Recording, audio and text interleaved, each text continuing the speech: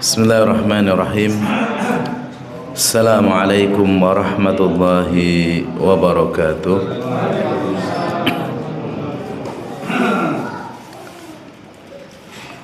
Alhamdulillahi rabbil alamin.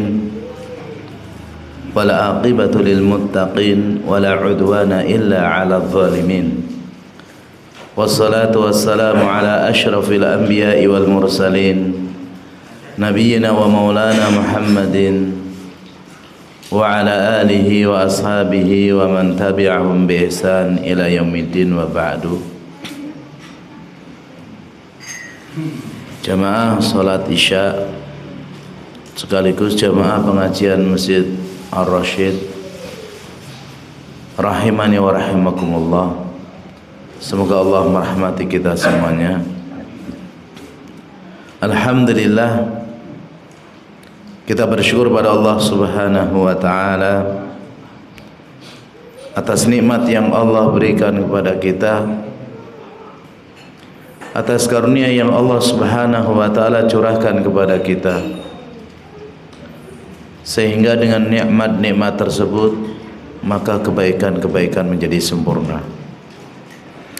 Kita bersyukur pada Allah Subhanahu wa ta'ala, kita memuji Allah Subhanahu wa ta'ala, kita menyanjung Allah Subhanahu wa ta'ala, karena memang Allah Subhanahu wa ta'ala satu-satunya zat yang berhak untuk dipuja dan dipuji, satu-satunya zat yang berhak untuk disanjung, yang tidak ada celah, yang tidak ada kekurangannya.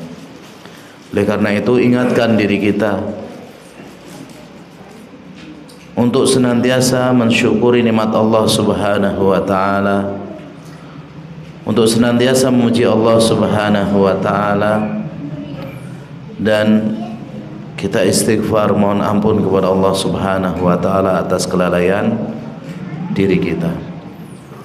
Jemaah rahimani wa rahimakumullah, pada pertemuan yang lalu kita sudah belajar bersama tentang keutamaan tauhid, yaitu bab man haqqaqa tauhid dakhalal jannata bighairi hisabin wala adzab. Orang yang merealisasikan tauhid maka dia akan masuk surga tanpa hisab, tanpa azab. Saya mau tanya jenengan, siapa yang masih ingat model hisab orang mukmin itu ada berapa? 3. Apa saja? Yang pertama, tanpa hisab, tanpa azab. Yang kedua, dihisab tanpa azab. Yang ketiga, dihisab dan diazab. Dan orang-orang akhir zaman itu kebanyakan dihisab dan diazab, karena Allah mengatakan sullatum minal awwalin wa qalilum minal akhirin. Nah, dan insyaallah pada pertemuan kali ini kita akan membahas tentang bab al-khaufu minasyirki, takut terhadap syirik. Namun sebelumnya kita perbanyak sholawat kepada Rasulullah sallallahu alaihi wasallam, karena orang-orang yang bersolat kepada Nabi sallallahu alaihi wasallam maka Allah akan bersolat kepadanya 10 kali. Dan semoga salawat dan salam tercurahkan kepada Nabi kita yang mulia Nabi Muhammad sallallahu alaihi wasallam, kepada keluarga beliau, sahabat-sahabat beliau, dan seluruh kaum muslimin yang senantiasa mengikuti beliau dengan baik sampai hari kiamat. Jamaah rahimani wa rahimakumullah, insyaallah 1 jam ke depan kita akan sampaikan bab ini padat, ya. Bab al-khaufu minasyirki, bab tentang takutnya dari kesyirikan.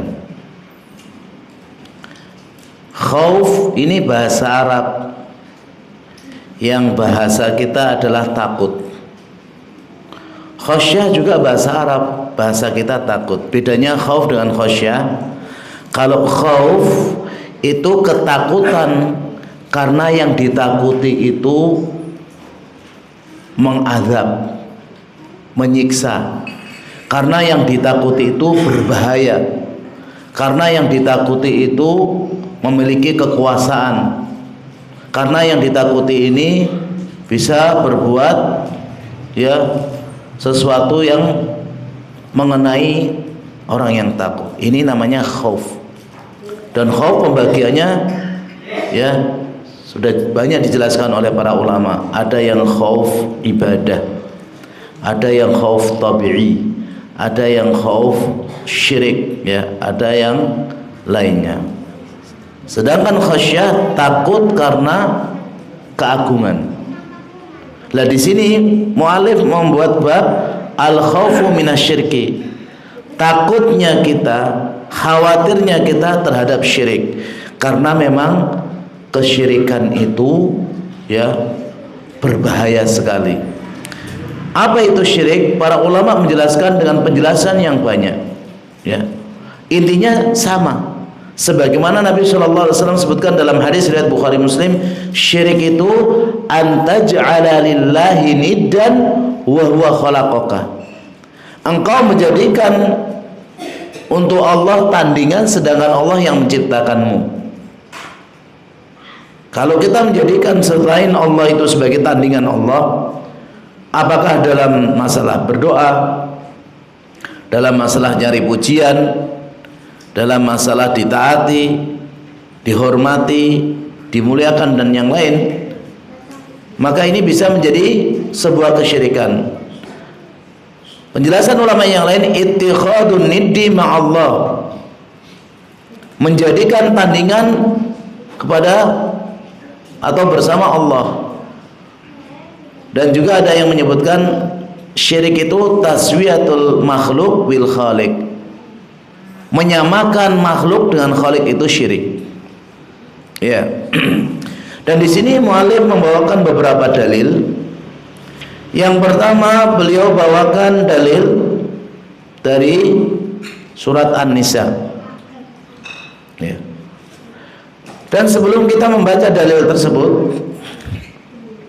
para ulama itu kalau menjelaskan tentang tauhid, mereka menjelaskan syirik.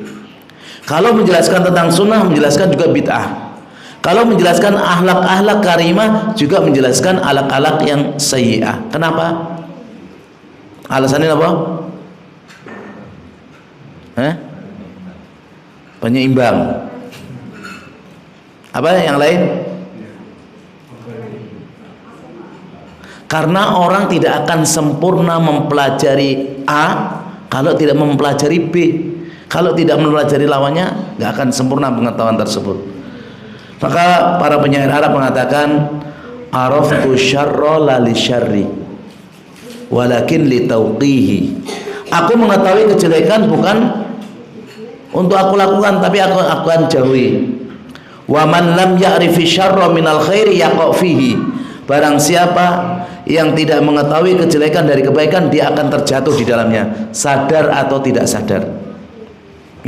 Demikian juga Hudzaifah bin Yaman di dalam hadis riwayat Bukhari Muslim pernah mengatakan, kanan nas, dulu para sahabat yas'aluna Nabiya sallallahu alaihi wasallam anil khairi, bertanya kepada Nabi tentang kebaikan. Apa keutamaan ini, apa kebaikan ini, apa fadilahnya ini. Dan beliau mengatakan, wa kuntu as'alu anisyarri makhafatan an yudrikuni. Dan aku bertanya tentang kejelekan supaya aku tidak tertimpa dengannya. Makanya Hudzaifah bin Yaman ini terkenal dengan sahibus sir, seorang yang memegang rahasia Nabi, yaitu beliau tahu nama-nama munafikin, orang-orang munafik. Sampai Umar bin Khattab sering datang, ya Hudzaifah, apakah aku ini munafik? Enggak. Apakah aku munafik? Enggak. Takutnya beliau terhadap kemunafikan Umar bin Khattab. Dan kita ini jamaah, kalau kita hidup di suatu tempat, di masyarakat suatu zaman semacam ini, tidak mengetahui perbuatan-perbuatan jahiliyah, diantaranya yang paling parah syirik, kita lama-lama akan terputus dari tali Islam. Kata Umar bin Khattab, innama tunqasu urwal Islam urwatan idza nasha'a fil Islam man la ya'riful jahiliyah. Sesungguhnya terputusnya tali-tali Islam itu jika orang hidup dalam kondisi Islam tapi dia tidak tahu mengenai perkara jahiliyah.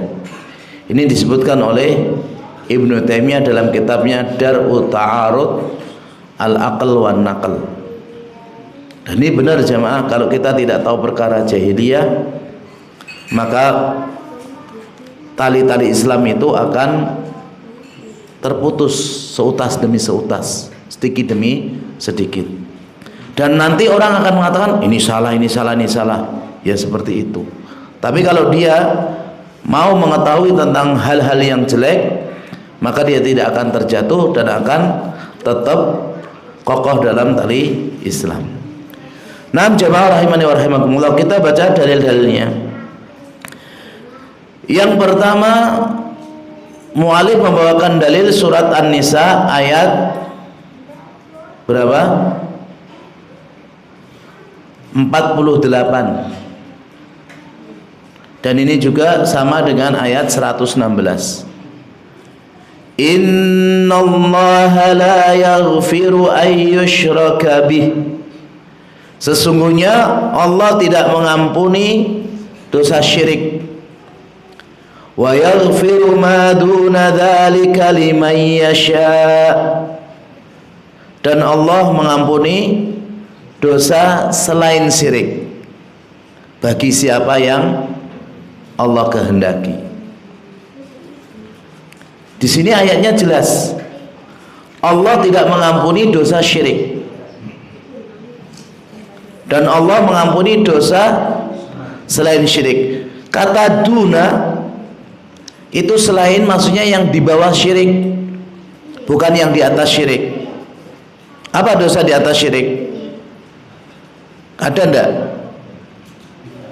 Ateis. Orang syirik percaya Allah, percaya selain Allah. Kalau ateis blas, gak percaya siapa-siapa.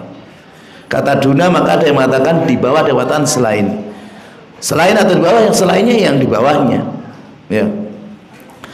Al-Imam Ibnu Katsir rahimahullah taala, beliau menyebutkan dalam tafsirnya, akhbara ta'ala annahu la yaghfiru ayyushraka bih. Allah Subhanahu wa taala telah menghabarkan tidak akan mengampuni dosa syirik.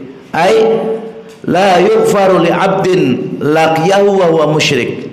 Allah tidak akan mengampuni seorang hamba apabila berjumpa dengan Allah dalam kondisi dia belum tobat dari perbuatan syirik. Ya. Dia belum tobat. Kalau tobat, insyaallah nanti dijelaskan di sini, pasti akan Allah Subhanahu wa taala ampuni. Wa yaghfiru ma duna dzalika liman yasha ay minadz-dzunub liman yasha min ibadi. Dan Allah mengampuni dari dosa-dosa sebanyak apapun yang dilakukan oleh para hambanya, ya, sesuai dengan apa yang Allah kehendaki. Intaha. Selesai dalam ya penukilan Ibnu Katsir. Maka ayat ini jamaah rahimani wa rahimakumullah menunjukkan kepada kita anna syirka a'dzamudz dzunub. Syirik ini adalah dosa yang paling besar, kezaliman yang paling zalim. Sebagaimana Allah katakan inna syirka la dzulmun adzim. Ini yang pertama. Li'anna Allah ta'ala akhbara annahu la yaghfiru liman lam yatub minhu. Dan Allah Subhanahu wa taala tidak mengampuni orang yang tidak tobat darinya.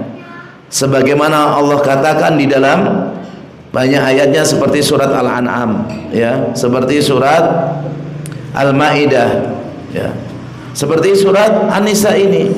Allah tidak akan mengampuni dosa syirik. Wa ma dunahu minadz-dzunub fa huwa dakhilun tahta masyiatillah. Adapun selain syirik itu tergantung Allah. Kalau Allah mengampuni, ya diampuni.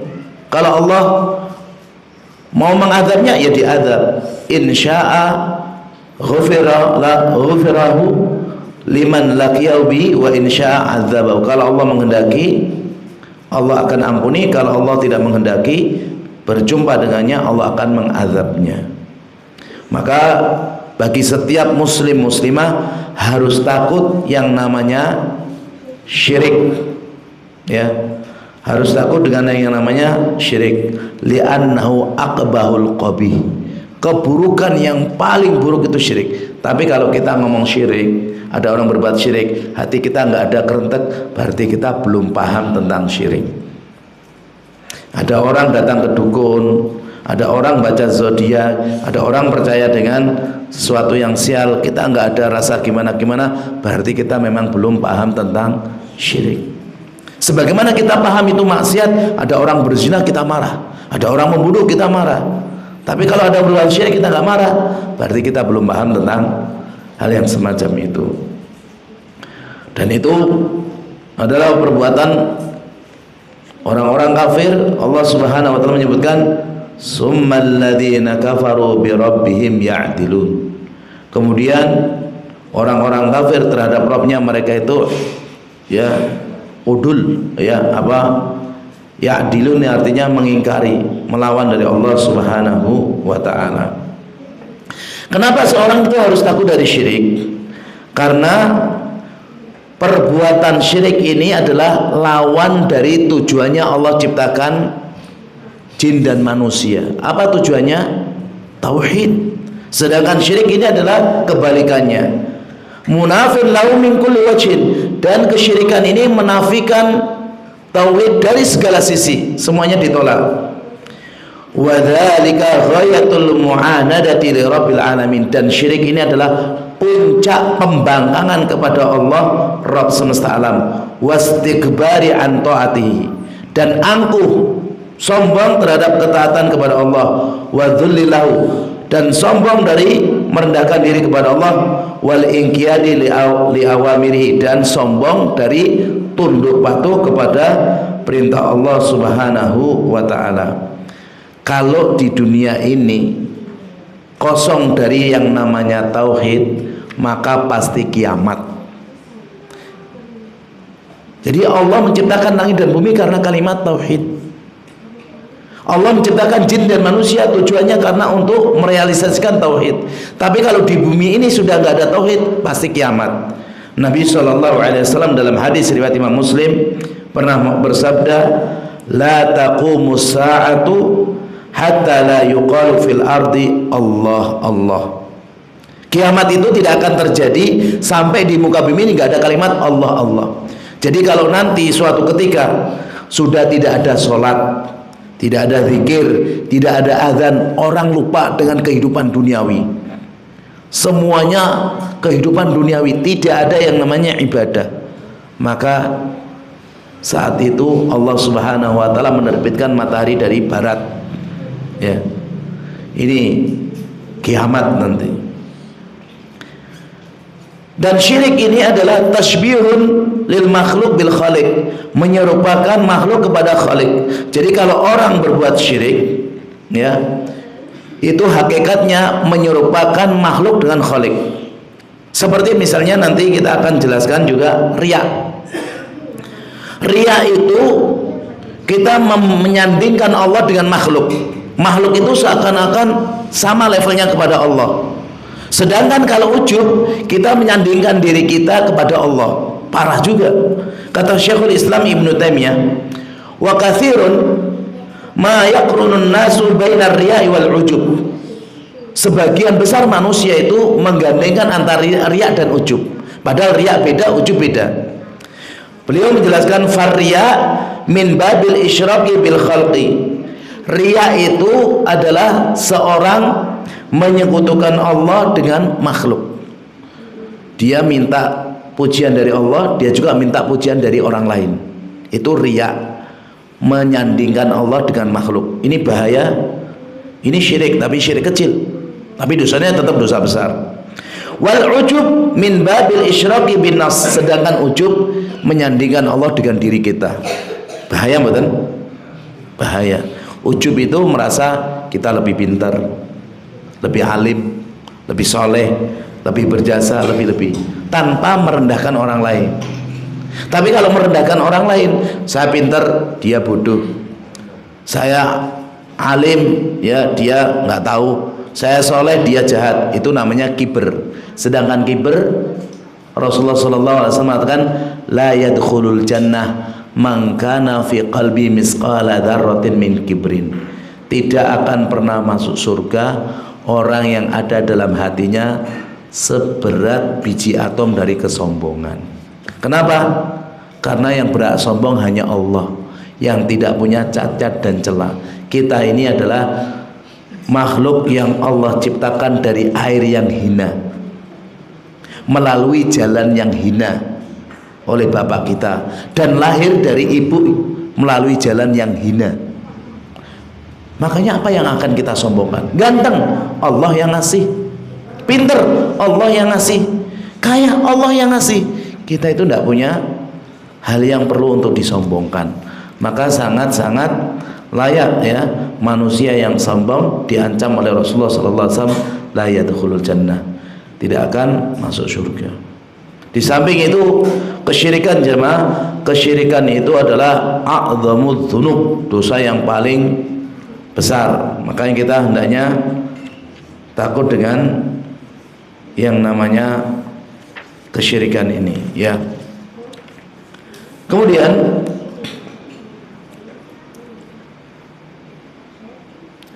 orang-orang yang dia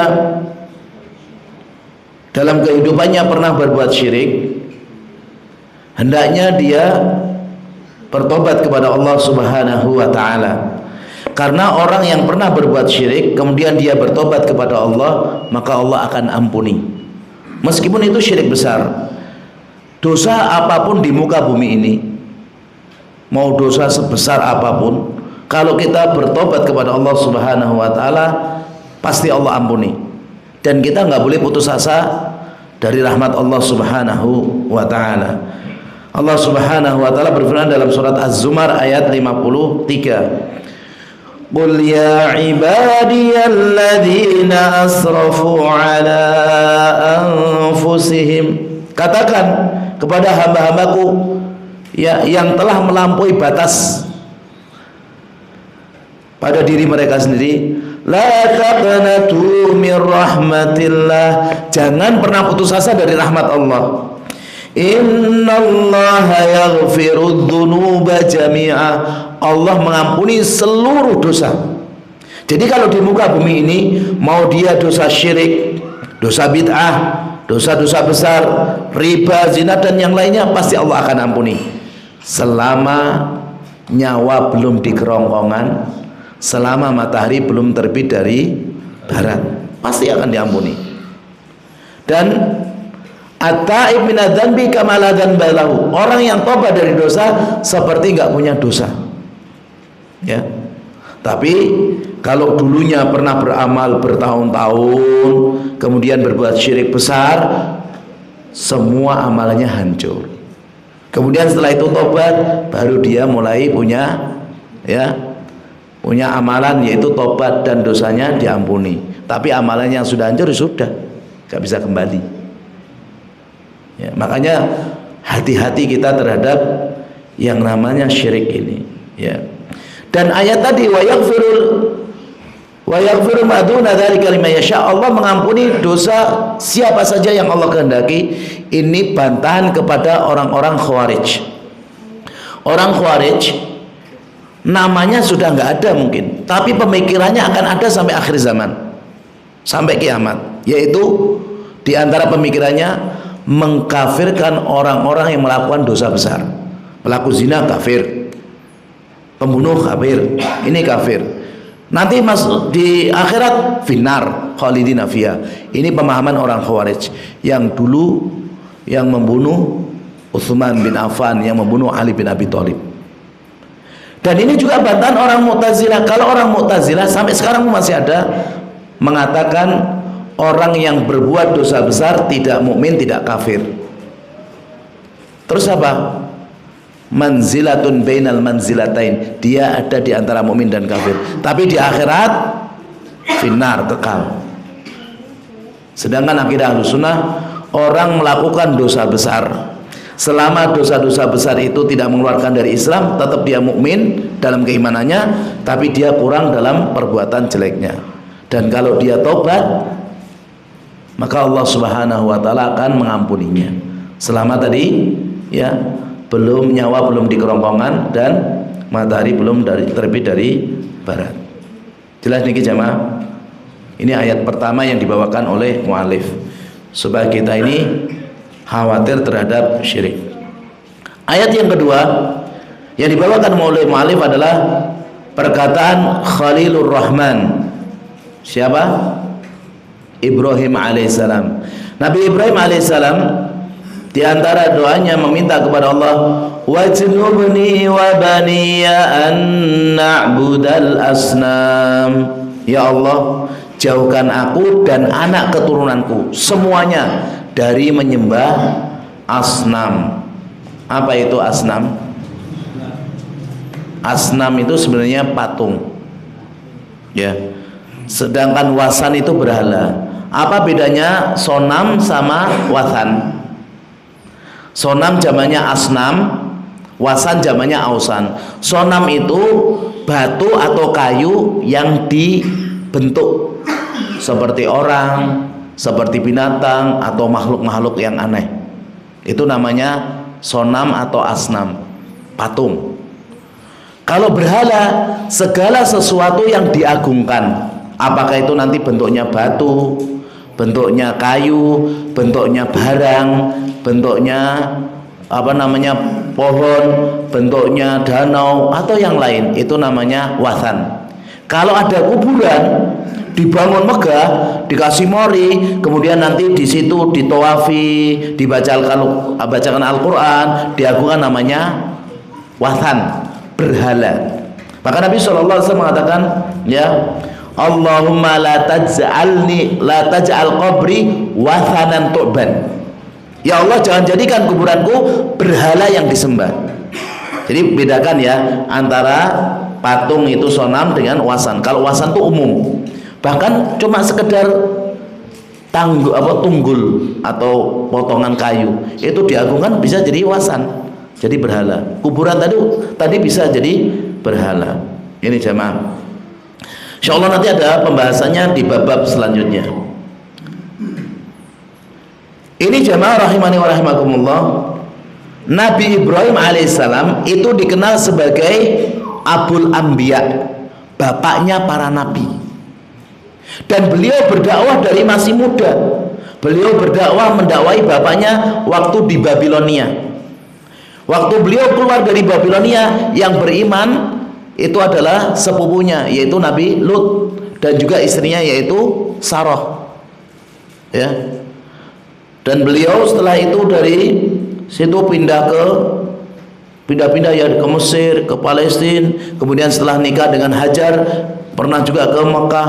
Beliau ini sebagai Abul Anbiya, bapaknya para nabi, karena setelah beliau nabi-nabi itu sebagian besarnya lahir dari keturunan beliau. Ada yang namanya ya Bani Israel dari keturunan beliau, ada namanya Bani Ismail juga dari keturunan beliau. Dari Bani Ismail nanti Nabi Muhammad, dari Bani Israel itu nanti ada Yakub, ada Yusuf, ada Nabi Isa dan seterusnya. Dan beliau sebagai Khalilur Rahman, kekasih Allah. Pujian Allah kepada Nabi Ibrahim banyak sekali, tapi beliau tetap senantiasa berdoa takut yang namanya syirik.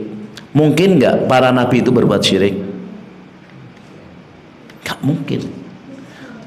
Nabi itu orang yang paling takut terhadap syirik, tapi beliau mengajarkan kepada kita, kepada umatnya dan juga kepada keturunannya, wajnubni wa baniya an na'budal asnam. Ya Allah, jauhkan aku dan anak keturunanku dari menyembah patung. Padahal patung, ya. Dan beliau nggak menyembah wasan, karena kadang orang nggak menyembah patung tapi menyembah wasan. Tapi beliau mengatakan patung. Ini untuk menjelaskan kepada kita bahwasanya yang patung itu kemungkinan kecil, tapi beliau tetap berdoa kepada Allah untuk dihindarkan ini semuanya. Kenapa alasannya? Beliau menjelaskan penulis ini menjelaskan di ayat yang berikutnya, yaitu surat Ibrahim sama ayat yang ke-36.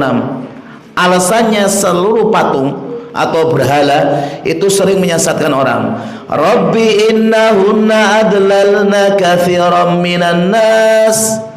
Ya Rabbku, sesungguhnya kebanyakan patung, kebanyakan berhala itu menyesatkan manusia.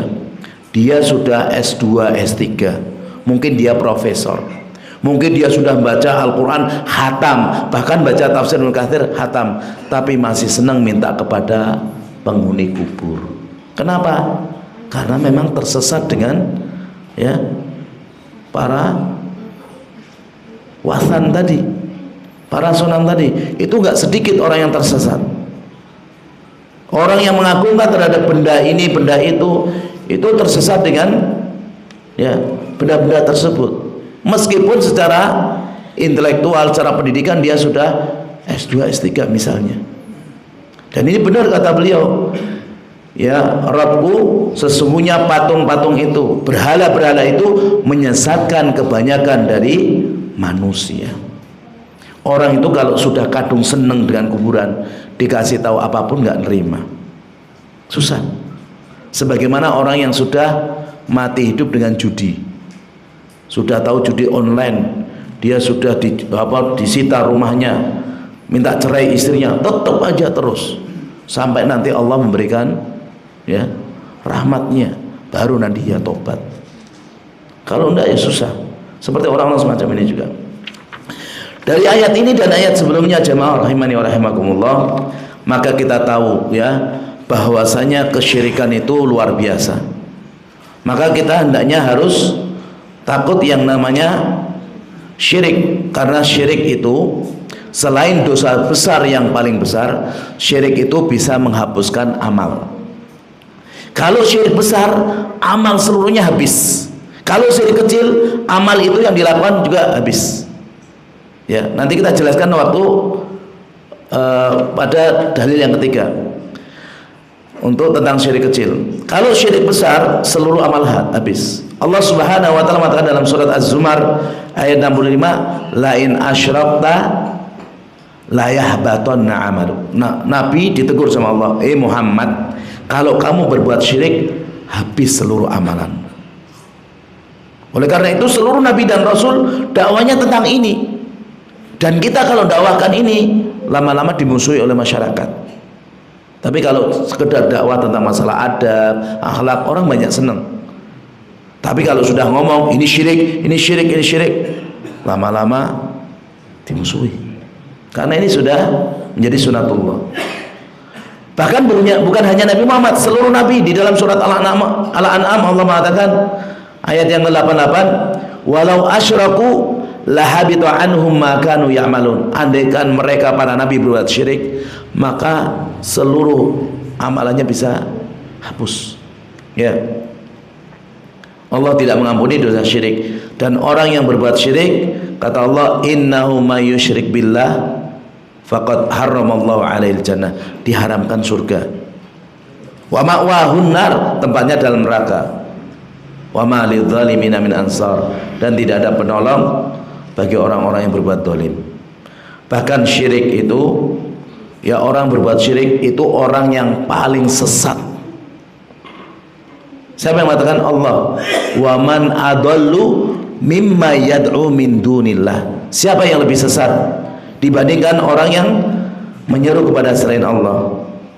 Man la yastajibu lahu ila yaumil qiyamah, yang tidak akan dikabulkan doanya sampai hari kiamat. Wa hum an du'aihim ghafilun, dan mereka yang diminta di kuburan tadi tentang doanya atau patung-patung yang diminta tadi, mereka lalai terhadap doanya. Surat Al-Ahqaf ayat 5. Bahkan orang-orang yang berbuat syirik itu adalah syarrul bariyah, manusia yang paling jelek. Innal ladzina kafaru min ahlil kitabi wal musyrikin fi nari jahannam khalidina fiha ulaika hum syarrul bariyah. Mereka itu adalah sejelek-jeleknya makhluk. Bahkan dalam ayat yang lain lebih jelek daripada binatang ternak. Ngeri. Dan orang yang berbuat syirik ini, dia suudzon kepada Allah. Kenapa? Karena dia menyamakan makhluk dengan Allah, seakan-akan Allah itu tidak mampu untuk memberi rezeki sendiri, seakan-akan Allah tidak mampu untuk memelihara makhluknya, seakan-akan Allah itu butuh kepada makhluk. Makanya perbuatan syirik ini bahaya sekali. Ini adalah syirik-syirik besar, ya. Ini adalah syirik besar. Oleh karena itu, ya, kita harus berusaha untuk terhindar total dari syirik besar. Kemudian kalau syirik kecil bagaimana? Kita bahas. Kemudian mu'alif membawakan dalil yang berikutnya, yaitu dalil yang ketiga dari hadis Nabi SAW. Nabi SAW bersabda, akhwafu ma akhafu alaikum asyirkul asghar. Yang paling aku khawatirkan menimpa kalian para sahabat adalah syirik kecil. Dalam riwayat yang lain disebutkan, ala ukhbirukum bima huwa akhwafu alaikum indi minal masihid dajjal. Maukah aku kabarkan kepada kalian yang lebih aku khawatirkan di sisiku dibandingkan al-masihid dajjal? Maka para sahabat bertanya, qulna ya Rasulullah, iya ya Rasulullah. Maka Rasul mengatakan, asyirkul khafi, syirik yang tersembunyi. An yakuma ar-rajulu yusalli fayuzayyinu salatahu lima yara min nadari rajulin, yaitu seseorang sholat yang awalnya biasa, kemudian ada orang lain lewat atau masuk, dia mulai, ya, dipanjangkan rukuknya, difase-fasekan bacaannya. Ini syirik khafi. Perhatikan jemaah, tidak ada nabi yang Allah utus kecuali memperingatkan umatnya dari yang namanya Dajjal. Tapi Nabi Muhammad ternyata lebih mengkhawatirkan syirik khafi atau syirik kecil atau riya. Dalam riwayat yang lain disebutkan, inna akhwafa ma akhafu alaikum asyirkul asghar. Yang aku khawatirkan kepada kalian adalah syirik kecil. Kemudian ditanya para sahabat, apa itu ya Rasulullah syirik kecil? Kata beliau, ar-riya. Riya itu contoh di antara syirik kecil. Syirik kecil bukan hanya riya. Apa itu syirik kecil? Syirik kecil itu adalah syirik yang tidak menjadikan pelakunya kafir, syirik yang tidak menjadikan pelakunya kekal di neraka, syirik yang tidak menjadikan seluruh amalannya batal. Itu namanya syirik kecil. Dan di antara contohnya riya. Ya, di antara contohnya riya. Jadi syirik kecil itu amalan. Kalau syirik besar, i'tiqad. Kalau ada orang melakukan amalan ucapan seperti sumpah kepada selain Allah, namanya syirik kecil. Seperti, ya, demi wali fulan, demi Rasulullah, ini syirik kecil. Tapi amalan yang dilakukan waktu itu dengan sumpah itu batal. Ya, kata Nabi SAW, man halafa bi ghairillah faqad asyrak. Barang siapa yang bersumpah dengan nama selain Allah, maka dia berbuat syirik. Tapi kadang sebagian orang tuh aneh, tak kalah mengatakan sumpah demi Allah, sumpah, berani bohong. Ya, sumpah demi wali ini, jangan, ojo ya. Kadang takut, ya kan?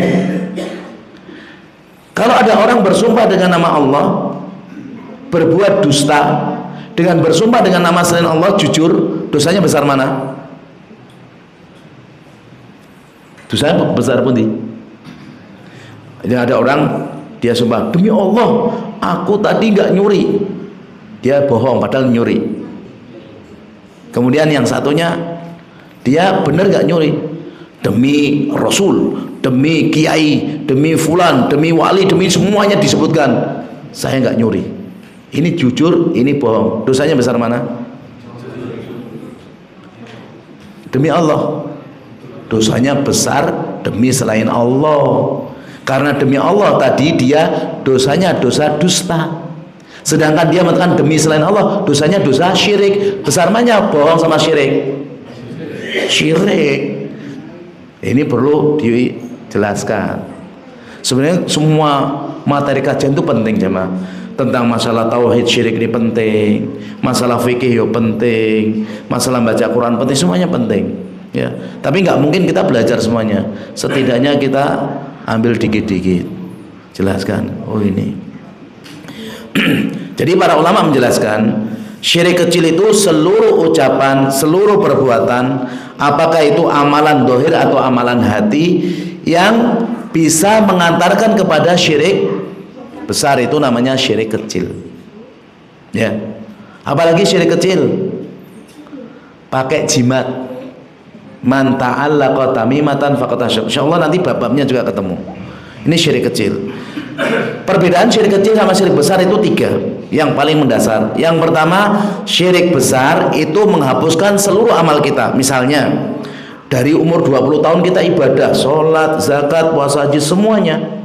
Tiba-tiba suatu ketika kita meminta kepada jin, berdoa. Kalau ini syirik besar, meyakini jin itu yang memberikan manfaat, meyakini jin itu yang bisa menolak mudarat, maka seluruh amalannya dari umur 20 sampai umur 50 habis bersih amal solehnya, tidak tersisa. Tapi kalau syirik kecil, misalnya riya dari umur 20 sampai umur 40 atau 50 itu berbuat amal, berusaha banyak ikhlasnya. Suatu ketika karena suaranya sudah bagus, sudah punya nama, dia sholat pas sendirian tenang, tiba-tiba datang orang langsung dibikin-bikin, amalan sholat itu habis. Meskipun rakaat 1, 2, 3 itu ikhlas, rakaat keempat atau tasyahud, itu habis. Kewajiban gugur, iya, tapi nggak dapat pahala. Kalau baca Al-Quran beda. Kalau baca Al-Quran, ayat pertama ikhlas, ayat kedua riya, ayat ketiga ikhlas, keempat riya, itu yang tidak ikhlas tadi yang hancur. Kalau yang ikhlas tetap ada. Tapi jangan pernah diremehkan jemaah dosa syirik kecil ini ya. Meskipun namanya syirik kecil tapi tetap dosa besar, itu harus diingat terus. Dan ini kalau nggak kita pahami ya nanti terjatuh habis. Dan ini perhatikan, di dalam penjelasan Nabi itu ada yang namanya riya, ada yang namanya sum'ah. Apa bedanya riya dan sum'ah? Kalau riya itu pingin dilihat, pingin dipuji, pingin disanjung dengan amal perbuatan kita.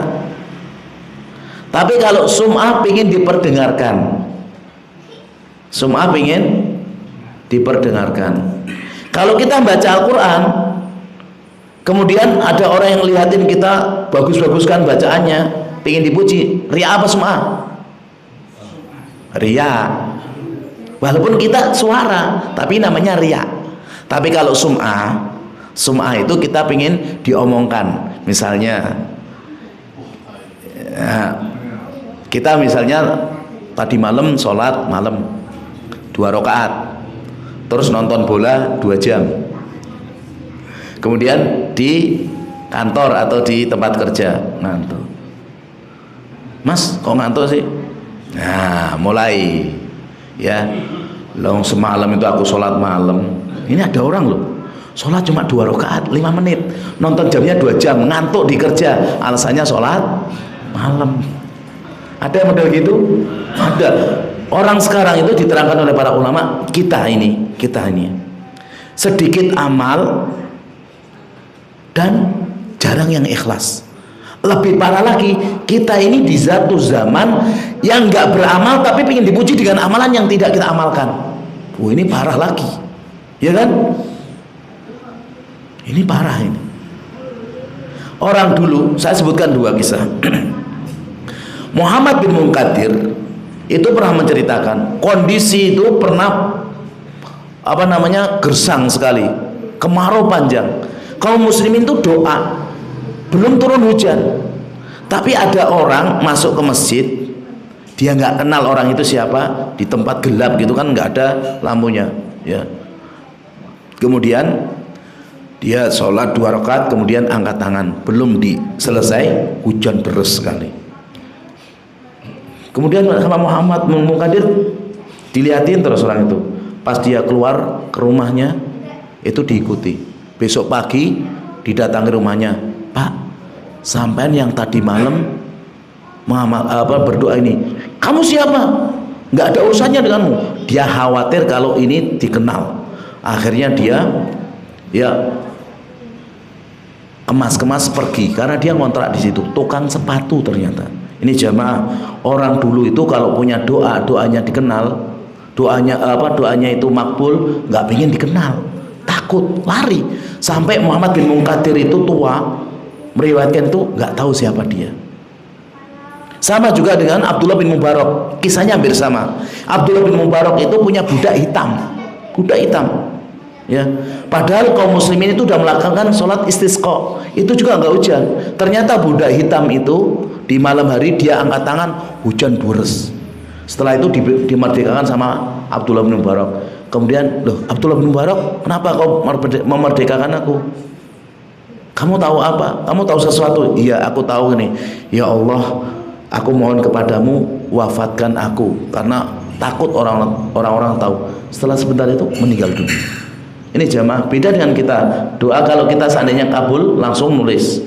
Siapa mau didoakan, punya istri banyak, punya anak banyak, berapa puluh juta. Orang sekarang, orang dahulu itu berusaha khabi'atun min amali, menyembunyikan amal. Dan itu jenengan bisa baca dalam kitab ya, Aina nahnu min akhlaqis salaf. Bagaimana kita dengan akhlak salaf, ajib-ajib mereka. Saking merekanya takut riya, seorang suami sholat malam istrinya nggak tahu sampai bertahun-tahun. Seorang suami puasa sunnah istrinya nggak tahu sampai bertahun-tahun. Karena apa? Khawatir ya amalannya tidak ikhlas. Kalau kita ini jamaah ingin mengetahui kita riya atau tidak, misalnya kita sholat ke masjid sholat pertama, suatu ketika ada yang nyela, sampean nih gaya sholat pertama, kita ada jengkel, kita nggak berangkat, berarti selama ini nggak ikhlas, riya. Dan ini pernah terjadi, seorang ulama tabi'in, dia sering membantu ibunya, berbakti sama ibunya. Suatu ketika dia sholat sunnah, ibunya manggil nak, dia nggak datang, baru dia sadar, subhanallah, selama ini saya nggak ikhlas. Jadi kalau kita ini dipuji, semakin semangat ibadah, kita dicaci terus malas ibadah, berarti amalan selama ini tidak ikhlas, berarti riya. Kalau riya berarti amalan yang bertahun-tahun habis. Tapi ini berbeda dengan orang yang menceritakan untuk ibro, ya, menceritakan untuk ibro. Misalnya guru menceritakan ke murid, atau murid cerita, Pak Ustadz, saya ini kalau sholat malam tuh ngantuk terus di kelas, gimana? Selama ini saya sholat malam, ini enggak, bukan namanya riya. Ini jamaah ya, kita pahami. Jangan pernah nganggap sepele hal yang riya ini, karena Nabi aja takut. Kenapa Nabi lebih takut riya daripada Al-Masih Dajjal? Pertama, Al-Masih Dajjal itu hanya terjadi di akhir zaman. Riya itu dari zaman Nabi Adam sampai akhir zaman akan ada terus. Al-Masih Dajjal yang menjadi pengikutnya itu orang-orang bodoh, kebanyakan para wanita, dan orang-orang Yahudi, orang-orang munafik juga. Sedangkan riya ini bisa mengenai orang awam, orang penuntut ilmu, bahkan para ulama. Itu bisa kena riya. Ini jamaah. Jadi jangan pernah kita mengatakan, oh enggak apa-apa, ya. Orang yang ikhlas itu dia akan istiqomah dalam amal solehnya. Mau dipuji ya seperti itu terus, nggak pernah dipuji ya seperti itu, ya.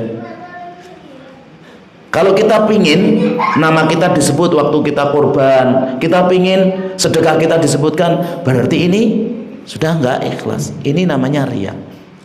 Tapi jaga hati-hati, ada iblis itu yang menyebutkan di hati kita ini kita riya, padahal itu bukan riya. Contohnya, lihat orang-orang kok sholat qobliyah ba'diyah, lihat lain lagi kok semangat, aku pengen sholat. Nanti akan ada iblis bilang sok-sok rajin, riya. Nah ini kita bahaya. Makanya Fidel bin Iyad mengatakan, barang siapa yang beramal karena manusia itu riya, barang siapa meninggalkan amalan karena manusia juga syirik. Repot enggak? Lah terus gimana? Ya kita berusaha untuk ikhlas, kita hindarkan itu. Karena ikhlas itu jamaah, orang yang ikhlas, benar-benar ikhlas, nggak akan pernah tersesat. Orang yang benar-benar ikhlas nggak akan pernah tersesat, dimanapun dia tempatnya. Karena sudah disebutkan di dalam Al-Quran surat Al-A'raf, Iblis pernah mengatakan, qal fa bi izzatika la ughwiyannahum ajmain. Demi kemuliaanmu ya Allah, aku akan sesatkan seluruh makhluk, seluruh manusia dan jin. Illa ibadaka minhumul mukhlasin, kecuali hambamu yang ikhlas. Setan, iblis itu nggak akan bisa mampu. Karena jin, setan, iblis itu dari depan, belakang, samping kanan, samping kiri, ya nggak bisa, nggak pernah dari atas. Sedangkan keikhlasan itu naik ke atas. Makanya kita harus ikhlas dan waspadai yang namanya syirik, riya, ujub. Semua kita ini berpotensi besar. Ya, kalau kita nggak ngamal-amalan, masya Allah ngantuk, kayaknya tadi malam ini sholat malam ya, gitu. Padahal nggak beramal sama sekali. Ini berarti apa? Pengen dipuji yang bukan amalannya. Bahaya nggak ini? Double kuadrat. Ini bahaya jamaah rahimani wa rahimakumullah. Dan Allah Subhanahu wa taala nanti pada hari kiamat akan menampakkan amalan. Man samma Allah, man samma Allah, wa man yurai yuraillahu bihi. Riwayat Bukhari, orang yang suka sum'ah di dunia ini, maka Allah perdengarkan semua kejelekannya. Dan orang yang suka riya, Allah akan perlihatkan semua kejelekannya. Jadi kan orang mukmin kan, yang kemarin saya jelaskan di pertemuan yang lalu, di antara hisab itu kan hisab yang yasir, yang gampang. Disebutkan kejelekan-kejelekan, sudah ya tutup, blek, udah kamu ke surga. Tapi kalau yang ketiga, kamu ini riya, ya enggak ya Allah, ya Ma'syaron nas, ini dulu berbuat riya, amalannya ini malah ditampakkan semuanya. Malu nggak? Kita ini ya yang punya kita ini nggak terkenal, misalnya di satu Sukoharjo saja diperlihatkan orang, diviralkan, dia bapak ini telah melakukan ini. Malu nggak? Apalagi di sana dalam kondisi telanjang semua, nggak pakai alas kaki, dalam kondisi nggak punya apa-apa, seluruh manusia jadi satu. Ya jamaah semua ini begini, wah malunya kayak apa? Makanya jangan sampai kita ini riya atau sum'ah, dilawan terus ya. Bahkan kalau kita kehidupannya pingin pujian-pujian tak ini, Allah menyebutkan man kana yuridul hayatad dunya wa zinatan wa fi ilaihim a'malahum fiha wa hum fiha lam yubkhasun. Orang kalau kehidupan di dunia ini, pengennya kehidupan dunia ini dipuji, disanjung, semuanya Allah kasih, gak akan kita rugi. Tapi ulaikal ladzi laisa lahum fil akhirah illan nar. Nanti di akhirat gak dapat bagian kecuali dibakar terus. Kita punya iman, iya dibakar terus sampai bersih baru diangkat. Nanti namanya jahannamiyun, alumni jahannam. Mau? Jangan ya. Jangan dari alumni jahannam. Ini jamaah rahimani wa rahimakumullah. Sahl bin Abdullah At-Tusturi pernah mengatakan, la ya'rifur riya illal mukhlis. Orang itu tidak paham riya kecuali orang-orang yang ikhlas. Walan nifaq illa mu'min, dan orang tidak paham itu kemunafikan kecuali orang beriman. Walal jahla illal alim, dan tidak tahu itu kebodohan kecuali orang yang berilmu. Walal ma'siyah illal muti', dan tidak tahu kalau itu maksiat kecuali orang yang taat. Semakin kita banyak nggak tahu, semakin kita kurang. Makanya yang di sini yang dipuji adalah orang-orang yang ikhlas, orang-orang yang mukmin, orang-orang yang alim, dan orang-orang yang taat. Semakin kita nggak tahu, semakin boleh semua. Ya mau nggak tahu atau mau tahu, ini butuhnya ilmu jemaah. Walaupun dikit-dikit, tapi terus menerus, insya Allah lama-lama kita akan kuat akidah kita. Ya, ini hadis atau dalil yang ketiga yang dibawakan oleh mu'alif. Kemudian dalil yang keempat, yaitu riwayat dari Abdullah bin Mas'ud radhiyallahu taala anhu, anna Rasulullah sallallahu alaihi wasallam qala man mata wa huwa yad'u min dunillahi niddan dakhalan nar. Barang siapa yang meninggal dunia dan dia dalam keadaan menyeru selain Allah dengan sengaja menjadikan selain Allah tandingan, maka dia nanti masih masuk neraka. Jamaah rahimani wa rahimakumullah, ya. Abdullah bin Mas'ud ini salah seorang ulama di kalangan sahabat yang ucapan-ucapannya ini ya banyak dijadikan pedoman oleh para ulama karena ucapannya luar biasa. Beliau termasuk ulama yang kencang sekali dalam mengamalkan sunnah. Nah, beliau menjelaskan hadis ini hadis riwayat Imam Bukhari. Dalam hadis ini kita bisa ambil faedah peringatan harus mewaspadai bahayanya syirik.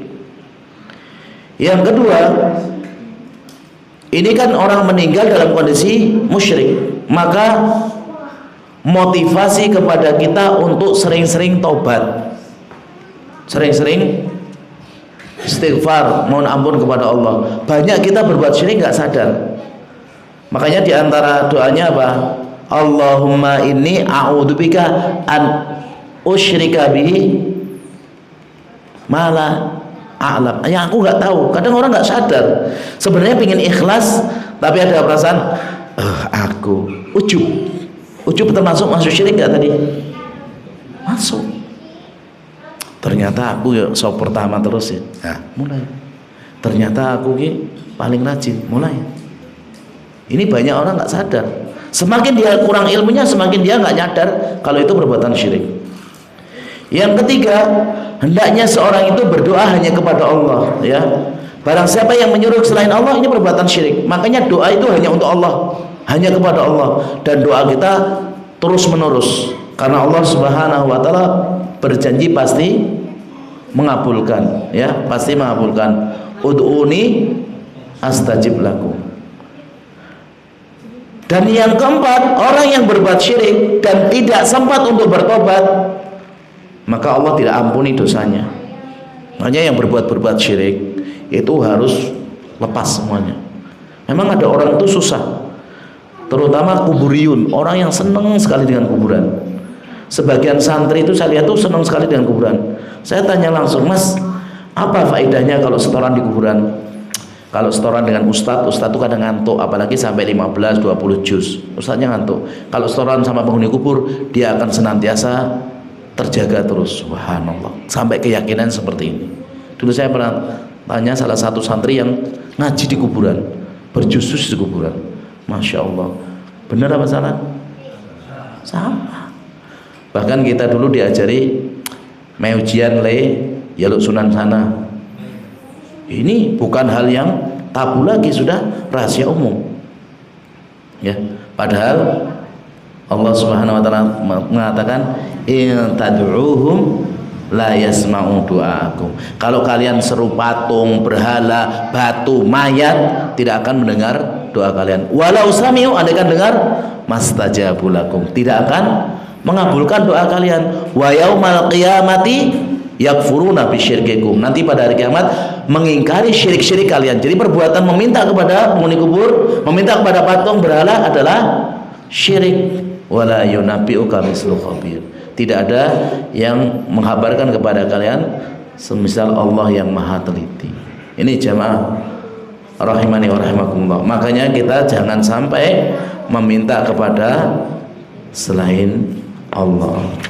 Al-Imam Ibnu Qayyim itu punya ucapan yang bagus. Wasyirku fahdaru fasyirkun tahir. Syirik hindarilah. Ada syirik yang nampak. Dal qismu laisa biqabilil ghufran. Yang syirik itu tidak akan diampuni oleh Allah yang Maha Pengampun. Wa huwa ittihadun niddil lirrahmani ayyan, yaitu menjadikan selain Allah sebagai tandingan siapapun dia, min hajarin wa min insanin, apakah dari batu ataukah dari manusia.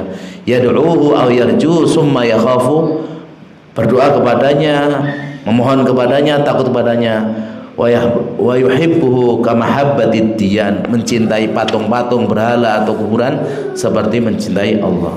Jamaah yang terakhir, ingat bahwasanya syirik itu lebih tersembunyi daripada langkah semut kecil hitam di batu hitam di malam yang gelap gulita, ya. Maka Rasulullah mengatakan asyirku fikum akhfa min dabibin namal. Syirik yang ada pada kalian itu lebih tersembunyi daripada langkah semut. Semut lari, ya, sekencang apapun nggak ada yang dengar. Semut pakai sepatu kita nggak pakai dengar. Apalagi itu semut nyokor pelan-pelan di. Ini yang mengatakan siapa? Nabi. Nyatakan Nabi ya. Maka kita harus hati-hati dengan yang namanya syirik tersebut. Ada pertanyaan jemaah? Sampai sini tadi. Jelas? Iya. Cukup? Pertemuan berikutnya nanti ditanya tentang dalilnya, nggih. Ini yang bisa kita sampaikan. Kurang lebihnya mohon maaf. Jika ada benarnya, maka semata-mata dari Allah Subhanahu wa taala. Jika salah dan keliru itu pasti kesalahan, kekeliruan dari saya pribadi, dari kebodohan saya dan juga dari syaitan. Kita tutup dengan doa kafaratul majelis. Subhanakallahumma wa bihamdika asyhadu an la ilaha illa anta astaghfiruka wa atubu ilaik. Assalamualaikum warahmatullahi wabarakatuh.